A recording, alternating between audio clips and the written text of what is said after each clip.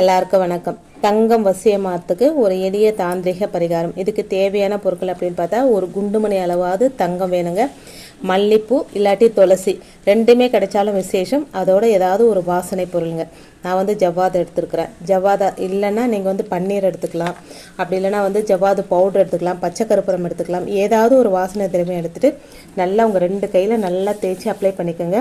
பொதுவாக இந்த சுக்கர மேட்லேயே நீங்கள் நல்லா தேய்ச்சிட்டு முதல்ல அந்த குண்டுமணி அளவு தங்கம், மல்லிப்பூ, துளசி இலை வச்சு நல்லா மகாலட்சுமி தாயாரை பிரார்த்தனை பண்ணிக்கணுங்க. வசியமாகணும்.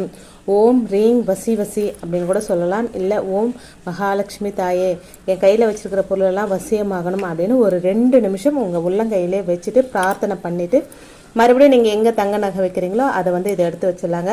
இந்த பரிகாரத்தை செவ்வாய்க்கிழமையில் செவ்வாய் ஓரையில் செய்யலாம். வெள்ளிக்கிழமையில் சுக்கிர ஓரையில் செய்யலாம். வியாழக்கிழமையில் குரு ஓரையில் செய்யலாங்க.